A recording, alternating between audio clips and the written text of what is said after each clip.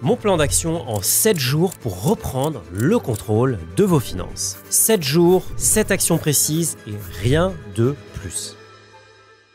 Vous avez déjà emmené votre voiture au garage afin de faire une révision, vidange, contrôle d'huile, vérifier les disques? Eh bien, c'est exactement la même chose pour votre budget. Chaque début de mois, je fais un contrôle du mois écoulé. C'est mon petit passage au stand. Le point de départ, c'est la répartition que je vais faire de mon revenu net, donc net après impôt, en 3 grandes catégories. La première catégorie, ce sont les dépenses essentielles. La deuxième, ce sont les envies. Et la troisième, ce sont mes investissements. Mes dépenses essentielles, c'est les dépenses que je dois faire tous les mois afin, tout simplement, de vivre. Je dois payer mon loyer. Ce loyer, il va induire des charges. Je dois également passer des coups de fil, je dois aller sur Internet, quoique ça c'est peut-être discutable. Je dois me déplacer évidemment afin d'aller au travail, afin de faire d'autres choses. Il faut bien que je me nourrisse, donc je dois faire des courses. Au global, je vais essayer de dépenser 50% de mon revenu net dans ces besoins essentiels. Si vous dépassez ce seuil, je vous mets au défi d'aller consulter l'app de votre banque ou une app comme Finari afin d'aller éliminer toutes les dépenses superflues. Vous ne savez pas par où commencer? Eh bien, figurez-vous qu'un Français a en moyenne 10 abonnements. Alors, un conseil, regardez de ce côté-là. L'objectif n'est pas de vivre comme un moine, mais tout simplement de rationaliser. Je peux vivre pleinement aujourd'hui tout en étant responsable pour demain. Ensuite, je décide d'allouer 30% à mes envies. Les envies, ce sont des sorties, ce sont des vacances, ce sont des achats à plaisir. C'est tout ce qui va rendre la vie finalement très agréable. Et enfin, je vais investir les 20% restants. Ces 20%, c'est le Mounir actuel qui paye le Mounir du futur. Le Mounir du futur, c'est à lui de prendre le contrôle dès le jour numéro 2. Pour savoir où et comment investir mon épargne, je dois d'abord clarifier mes objectifs. Est-ce que je veux acheter ma résidence principale? Est-ce que je veux acheter une nouvelle voiture? Ou bien tout simplement faire croître mon patrimoine? Aujourd'hui, je vais vraiment réfléchir à ce que je veux dans la vie et combien de temps je me donne pour y arriver. Une fois que je suis au clair, je dois me demander quel niveau de risque je suis prêt à prendre afin d'atteindre cet objectif. Ici, tout dépend de votre style. Est-ce que je suis plutôt prudent, audacieux ou aventurier? Si vous êtes prudent, vous privilégiez la sécurité du capital, même avec des rendements modestes. Si vous êtes audacieux, vous pouvez envisager un risque calculé afin de viser des rendements un peu plus élevés. Et enfin, si vous faites partie des aventuriers,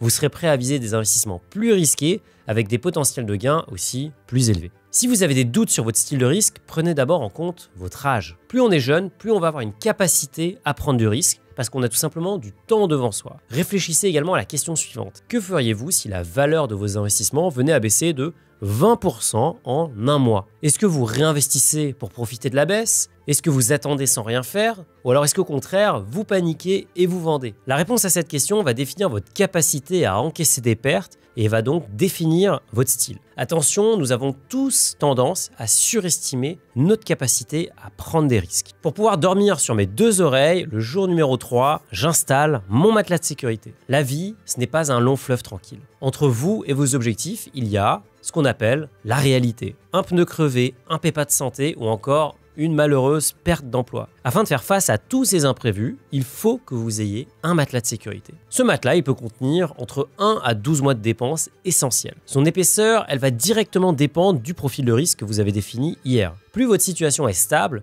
moins vous avez besoin de le rendre épais. Pourquoi? Parce que vous savez que vous pouvez compter sur vos revenus quoi qu'il arrive. La question que vous allez poser, c'est très bien, mais où est-ce que je stocke ce matelas? Sur mon compte courant? Surtout pas. Sur un compte courant, votre argent se fait grignoter par l'inflation jour après jour. Autrement dit, vous perdez du pouvoir d'achat en dormant. Afin d'éviter cela, vous pouvez placer votre matelas de sécurité sur un support qui est liquide, mais avec un rendement. Ici, on peut par exemple penser au livret réglementé, le livret A, le LDDS ou encore mieux, le LEP qui paye un peu plus, mais qui a des conditions d'éligibilité. Garantis par l'État, leur taux est régulièrement revu en fonction de plusieurs facteurs, notamment l'inflation. L'action du jour, c'est de trouver le livret idéal pour vous et de le remplir selon les besoins de votre matelas de sécurité. Toutes les grandes banques en ligne en proposent, même pas besoin de se déplacer en agence. Alors pas d'excuses, ne remettez pas cette action à demain. Tant que votre matelas n'est pas plein, c'est ici que vous devriez placer vos 20% d'investissement mensuel.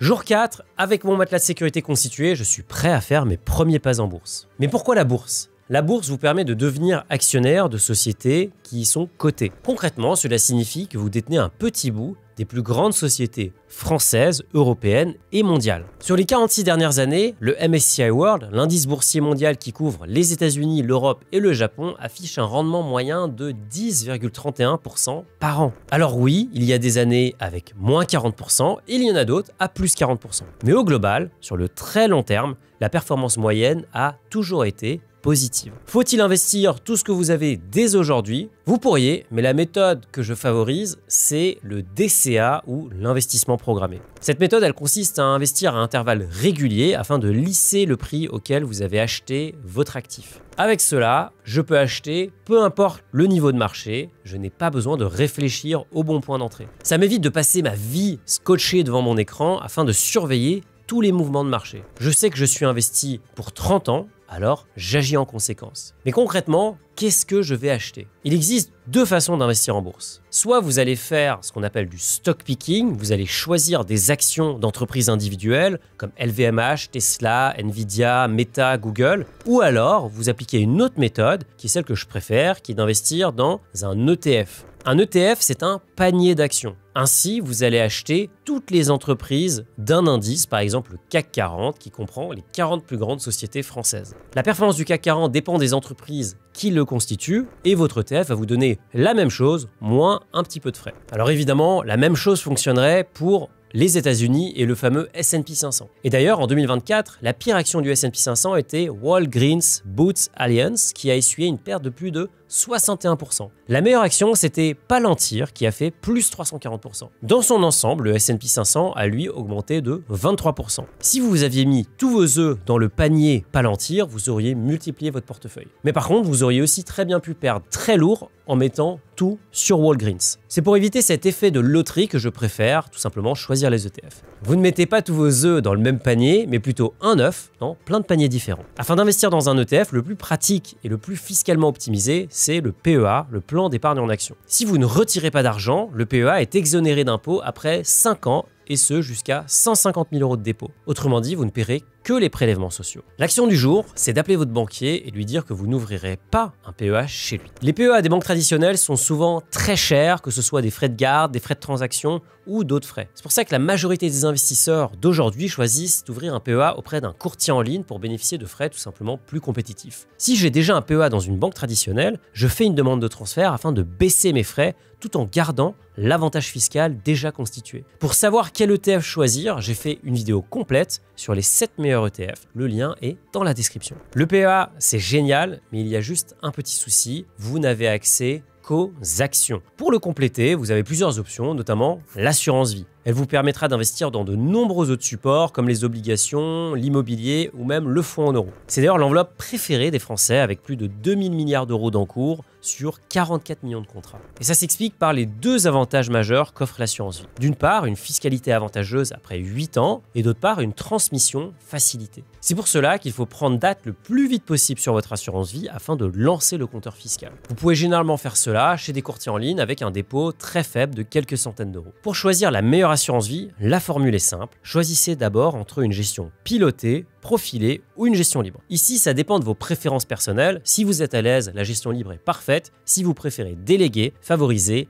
la gestion pilotée ou la gestion profilée, sachant que la gestion profilée sera généralement moins chère. Et justement, il va falloir être impitoyable sur les frais. Les frais d'entrée, c'est simple, hors de question d'en payer, donc visez 0%. Sur les frais de gestion, visez maximum 0,6% par an, et ça, vous pouvez l'obtenir sur un bon contrat en ligne. Les frais d'arbitrage, c'est 0, et ça, c'est non discutable. Et enfin, les frais sur les supports, ici, vous allez privilégier les fameux ETF, et vous vous retrouverez automatiquement à des frais relativement bas de 0,1 ou 0,2%. La différence entre un contrat avec 1% de frais annuels et un contrat avec 3,5%, sur 30 ans, c'est tout simplement 2 fois plus de capital final sur le contrat à 1%. Et c'est d'ailleurs pour ça que je me suis battu pour que notre assurance vie en gestion profilée Finari Life puisse vous offrir des frais parmi les plus bas du marché. Finari Life, qu'est-ce que c'est? Eh bien, c'est une gestion profilée à frais bas grâce aux ETF iShares Portfolio de BlackRock. C'est une exclusivité en France. C'est aussi un fonds en euros performant avec un rendement qui va jusqu'à 4,6% net en 2025. Le package donne les frais parmi les plus compétitifs du marché puisqu'on est à 0,99% pour les membres Finari Plus et Finari Pro.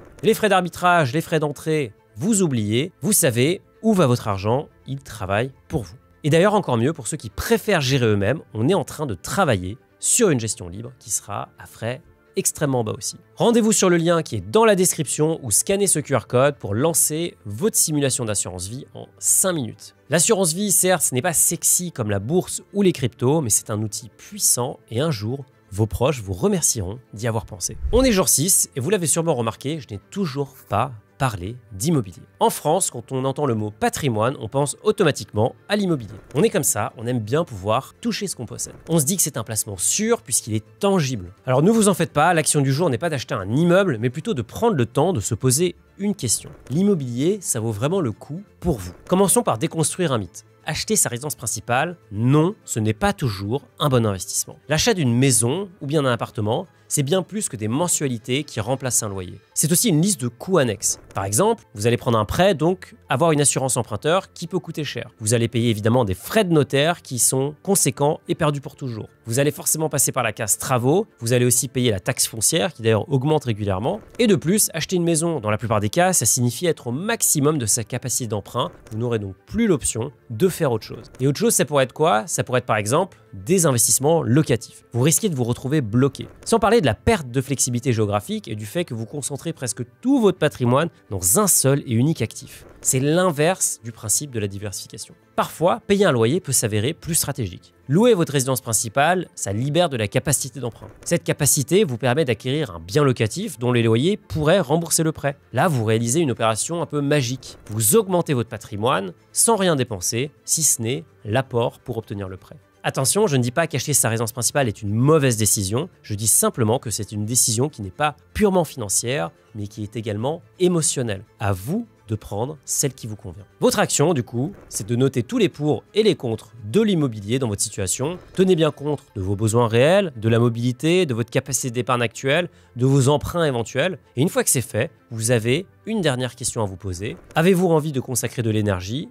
et du temps à gérer un bien immobilier? Si des gens en font leur métier, ce n'est pas pour rien, c'est difficile. Alors je vois déjà venir dans les commentaires, vous allez me dire mais pourquoi ils ne parlent pas des fonds immobiliers, notamment des SCPI? Bien, les SCPI, c'est un fonds tout simplement qui va acheter des immeubles, des bâtiments, des entrepôts et il va les louer à des entreprises, parfois aussi des particuliers. En contrepartie, il va évidemment percevoir des loyers et il va vous en reverser une partie. L'avantage, c'est que vous investissez dans un parc immobilier diversifié et vous touchez des loyers pour le coup vraiment passifs puisque vous ne faites rien. Le problème, c'est qu'il y a évidemment pas mal de pièges sur les SCPI. Pour savoir si la SCPI vous convient, rendez-vous juste ici dans ma vidéo dédiée. Mais avant de la regarder, remplissez bien votre tableau avec les pour et les contre. À la fin de cette journée, l'objectif est que vous ayez de la clarté sur votre avenir dans l'immobilier. On ne pouvait pas clôturer la semaine sans parler de crypto. Certains parlent d'une révolution financière, d'autres parlent d'une bulle spéculative. Alors où se trouve la vérité? Comme souvent, probablement quelque part entre les deux. La crypto, elle est née après la crise financière de 2008,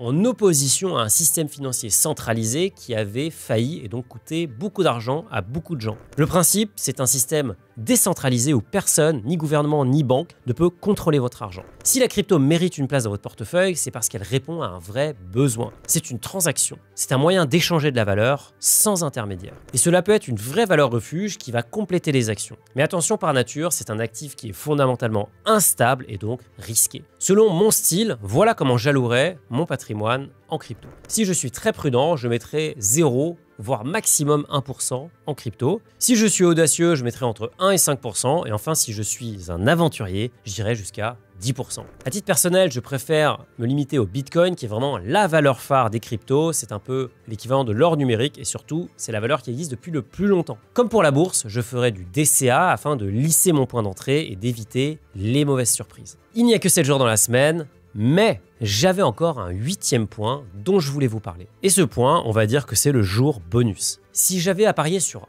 un seul actif pour les 20 prochaines années, ce ne serait ni le Bitcoin, ni la bourse, ni l'immobilier, ce serait moi-même. Investir en soi, c'est le seul investissement qui ne connaît jamais la crise. Mieux, c'est un investissement qu'on ne pourra jamais vous prendre. À titre personnel, j'investis 10% de mes revenus et une grande partie de mon temps dans mes connaissances et dans ma santé. Je planifie mon programme une année à l'avance. Et ici, je commence toujours par mes priorités personnelles. Les moments en famille, les vacances avec les amis, C'est ça qui compte et ça, c'est indispensable. Je les bloque donc longtemps à l'avance. Et en plus, vu que personne ne prévoit son agenda aussi longtemps à l'avance, tout le monde est toujours dispo. Ensuite, naturellement, mon agenda va se remplir de priorités professionnelles, mais elles ne prendront jamais le pas sur ma vie personnelle. Pour ma santé, je vise 8 heures de sommeil par jour, puisque c'est important pour moi. Je veux aussi manger des aliments sains, avec des nutriments dont mon corps a besoin. Ça va donc coûter un peu plus cher, mais c'est un bon retour sur investissement. Je pratique la médecine préventive en allant voir tous les spécialistes dont j'ai besoin, kiné, ostéo, dentiste. Je n'attends pas d'être malade pour aller voir les spécialistes. Je bloque des créneaux qui sont fixes dans mon agenda afin d'aller faire du sport. Ça va vraiment me permettre de décompresser, c'est indispensable. Pour mon temps, je vais régulièrement auditer mon agenda afin d'identifier les actions qui me donnent de l'énergie ou pas. J'en parle d'ailleurs dans mon livre. Je vais déléguer au maximum les tâches qui me prennent de l'énergie afin de passer plus de temps sur celles qui m'en donnent. Et d'ailleurs, pour passer du temps sur les vrais sujets, je vais créer des blocs-temps de minimum 2 heures afin de pouvoir bosser sur des vrais sujets de fond. Sur mon téléphone, j'ai un bloqueur d'applications afin de limiter mon accès aux réseaux sociaux et autres distractions. D'ailleurs, je ne prends jamais d'appels en journée, je ne regarde pas non plus mes mails. Enfin, pour mes connaissances, je fais tout ce que je peux afin de m'entourer des meilleurs. Le niveau de votre entourage va déterminer votre courbe de progression dans la vie. Je vais activement chercher à rencontrer des personnes qui ont déjà atteint ce que je vise. Ça peut être des amis, ça peut être évidemment aussi des collaborateurs chez Finari, je suis extrêmement exigeant sur leur niveau, mais aussi lire des livres ou tout simplement regarder une bonne vidéo sur YouTube. Alors cette semaine, faites-moi une faveur, bloquez-vous 3 heures pour votre développement personnel, faites en sorte de n'avoir aucune distraction et dites-moi en commentaire ce qu'il en ressort. Vous avez 0 €, puis d'un coup, vous en avez 1000, puis 10 000, puis 100 000, puis 1 million. Si vous n'avez pas la moindre idée de quoi en faire, voici votre plan d'action.